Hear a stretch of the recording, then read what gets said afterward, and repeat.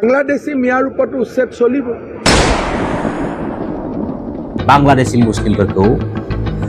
होस्रांनो थांगासिनो दङ আমি কৈছিলো যোৱাবাৰ 1.5 লাখ এবাৰ 5 লাখ 5 লাখ বিঘা মাটিত অসমত আমি উচ্ছেদ কৰিম সবতে সোমাব য'ত যি আছে সব বাংলাদেশী মিয়াৰ পলিটিক্যালি যোৱাবাৰ মই হাত আৰু ভৰি ভাঙিলো এইবাৰ পলিটিক্যালি ইহঁতৰ মেৰুদণ্ডডাল ভাঙি দিম যাতে কেতিয়াও আৰু অসমীয়া মানুহৰ ওপৰত কথা ক'ব নোৱাৰে दिनै जों बर' माहारिया गोलाव सम सोमावसारबोनायनि उनावहाय बिएसि बिटिसि बिटिआर बायदि मोनथाम गोजोन गोरोबथाखौ खालामलांबाय आरो बिटिसि एकर्डनि गेजेरजों बिटिएडि एरियाखौ लानानै पलिटिकेलि रुलिं खालामनो हानाय मोनसे सुबिदाखौ जोङो लाबोनो हादोंमोन जोबोद गोजोनथाव बाथ्रा आरो लोगोसे द'थि फारिलाइनि जा मोनथाय जेराव जोंनि बे भारत हादरनि संबिधानाव प्लेन्स एरियायाव 6 शिड्युलनि मर्यादा बा मोनथाय होनायनि कुनु मोनसे संबिधानानो गैया संबिधानाव गैयि जिरादखौनो संबिधानाव सोसननानै 2003 10 फेब्रुवारि बिटिसि एकर्डनि गेजेरजों 6 शिड्युलनि मोनथायखौ 75% मडिफाइ खालामनानै बिटिसि एकर्डखौ खालामनानै लाना फैनाय जादोंमोन जेराव मोन 40टा समष्टिनि गेजेराव 30टा समष्टियानो जोंनि एसटि रिजार्भेसन जोबोद गोग्गाथावना बाथ्रा जोंनि बर' हारिनि थाखाय बर' माहारियारि आफाद दुलाराय बर' फरायसा आफादाव थानानै भलन्टियार फर्सआव थानानै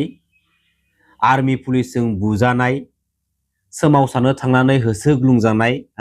गोबां रोखोमनि खस्थ' साद जाला सहायबोनाय मानगोनां सार मेडामना दिनैसिमबो थांनानै दङ दा दिनै बे समाव नैबे मोनसे सोंथिखौ लानानै सोंथि खालामलायबाय थानाय जोङो मोनफ्रोमबो प्राय बर' गामिफोरनि बर' फिसाफोरनि खुगायाव खोनानो मोनो जे जों बर' हारिया सेपारेट स्टेट बड'लेण्डखौ मोनगोन ना मोनला बे जोंनि बर' हारिया सेपारेट स्टेट बड'लेण्डनि थाखाय खुगा सिफिनगोन ना सिफिनला ना जोंनि बर' हारिनि गेजेराव जेसेबांखिनि लिडार्सफोर दङ दैदेनगिरिफोर दङ गावबागाव आदा बुगाव स्टाइलावल' दिनैयो बाथ्रा बुंलांनानै गावबागावनि लाइफखौ लाक्जारि लाइफ स्टाइलाव दैदेनलांबायल' थानोसै नामा बेफोरबायदि गोबां रोखोमनि गोबां माखासे सोंथिफोरा दिनै बर' माहारिनि बर' रायजो राजा आफा बिदा फंबायमोननि गोसोआव माने सौदु होबाय थायो दा दिनै जाय बांलादेशी मुस्लिमफोरखौ आसाम स्टेटनिफ्राय होस्रांनायनि बाथ्राखौ बुंदों थिग बेफोरबायदिनो गोलाव सम जोंनि बे ट्राइबेल बेल्ट्स एन्ड ब्लक्सनि हायाव दखल खालामनानै थानाय जेसेबांखिनि नन ट्राइबेल हारिनि सुबुंफोर दङ बै ट्राइबेल बेल्ट्स एन्ड ब्लक्सनि हायाव दखल खालामनानै थानाय नन ट्राइबेल हारिनि सुबुंफोरखौ जोंबो इभिक्सन खालामनांगौ आरो नन ट्राइबेल हारिनि रावबो सुबुङा जोंनि बे दानानै दोनखानाय ट्राइबेल बेल्ट्स एन्ड ब्लक्सनि हायाव दखल खालामनानै थानो मोननायनि कुनु मोनसे राइट्सआनो गैखाया मोनथायानो गैखाथारा आरो बे ट्राइबेल बेल्ट्स एन्ड ब्लक्सनि हायाव दखल खालामनानै थाग्रा बै नन ट्राइबेल हारिनि सुबुंफोरखौ होस्रांनांगौनि थाखाय इभिक्सन खालामनांगौनि थाखाय बहाबा कर्टनिफ्राय नटिस लाबोनानै नटिस जारि खालामनांगौनि कुनु मोनसे गोनांथियानो गैया गोसो बायदि बे गभर्नमेन्ट रुलिं खालामनाय बै लिडार्सफोरा बिसोरखौ इभिक्सन खालामनो हायो दा दिनै 2003 बिटिसि एकर्डनि उनावहाय जिहेतु जोंहा बिटिसि काउन्सिल पलिटिकेल सिस्टेम दा बे 2003 मायथाइनिफ्राय लानानै दिनैसिम बे समसिमहालागै ट्राइबेल बेल्ट्स एन्ड ब्लक्सनि हायाव दखल खालामनानै थानाय नन ट्राइबेल हारिनि सुबुंफोरा जोंनि बे बिटिसि काउन्सिल पलिटिकेल सिस्टेमनि पलिटिकेल इनजयमेन्टखौ लागासिनो दङ आरो मोनफ्रोमबो बिटिसि बिसायख'थि समाव जोंनि बे ट्राइबेल बेल्ट्स एन्ड ब्लक्सनि हायाव दखल खालामनानै थाग्रा बै नन ट्राइबेल हारिनि सुबुंफोरासो पलिटिकेलि माखासे क्रेडिटखौ मोनबाय थायो आरो बै माखासे सुबुंफोरखौसो जोंनि बै लिडार्सफोरा ओरै फारसे आखाइ हमो आरो ओरै फारसे आखाइ हमो बिसोरखौसो माने खर'आव थिखांना लानानै ओरैनिफ्राय ओरै बोथिंबाय थायो दा दिनै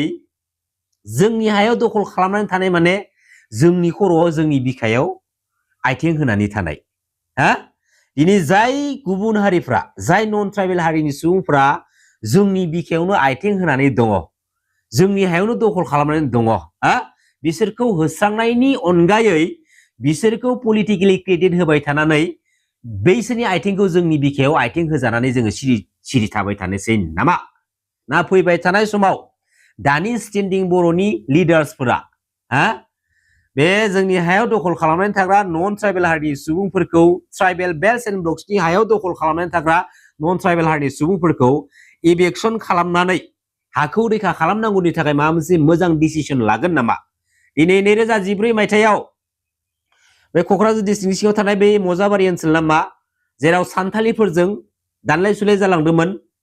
आरो गोबां माखासे बर' गामिफोर दङ जाय माखासे बर' गामिफोरा बे 2014 मायथाइयाव जालांनाय सावथालजों दानलाय सुलायनि जा मोनसे जारिमिन बेवहाय गावबा गावनि न' बांखौ गारनानै गावनि आंगोखौ गारनानै गावबा गावनि जिउखौ रैखा खालामनो थाखाय गुबुन मोनसे दाबसेयाव आश्रय लाफैदोंमोन हा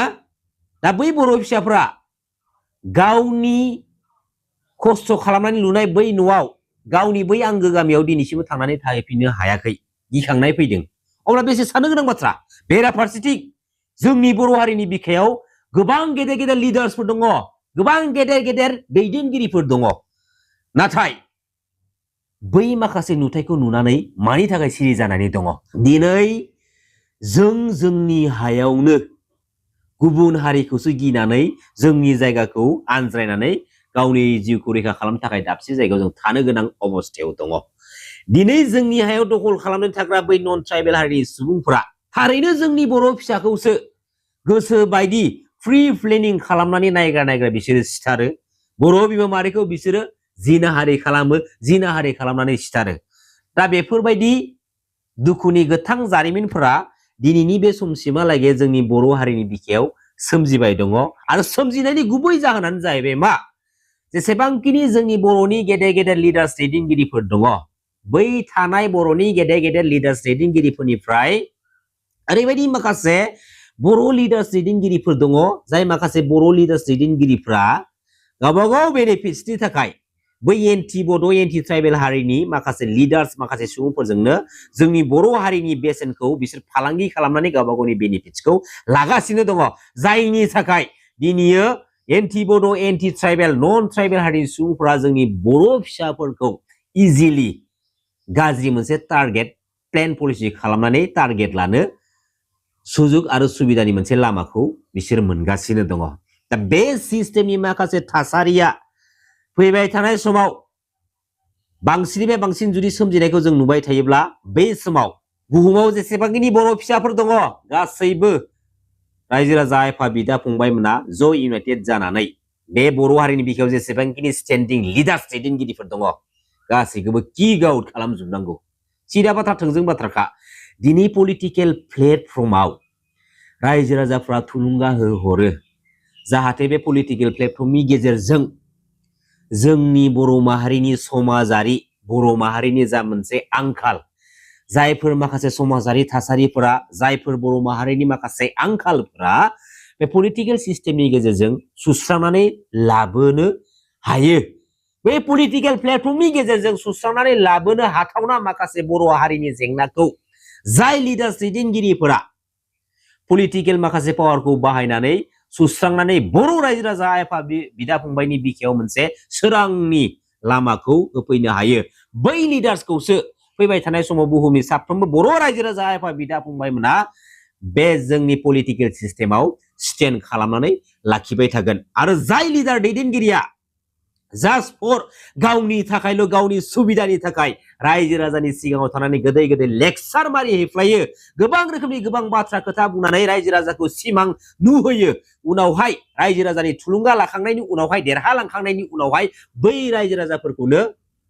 आसि नै ओरैहाय लेवरा खिथिहरफिनो बेबायदि लिडार्स दैदेनगिरिफोरखौ जों गासैबो रायजो राजाफ्रा इउनाइटेडलि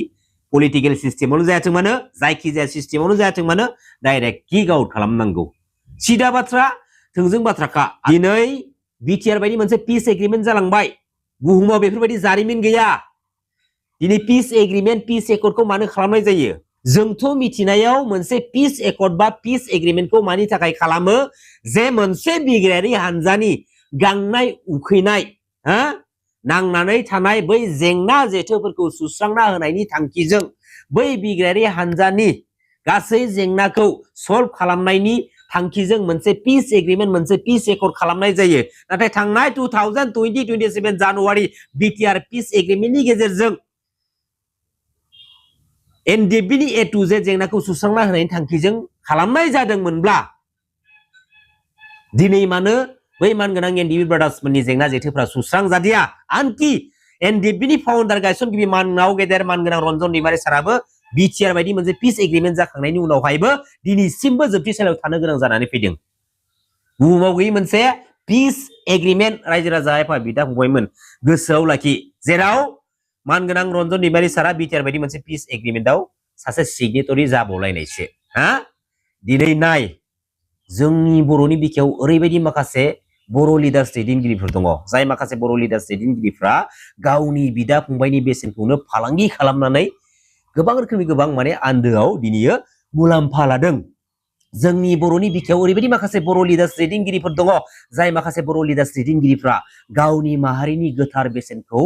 गुबुन हारिनो फालांगि खालामनानै गावबागावनि माखासे मुलाम्फाखौ आन्दोआव लागासिनो दङ बेराफारसेथिं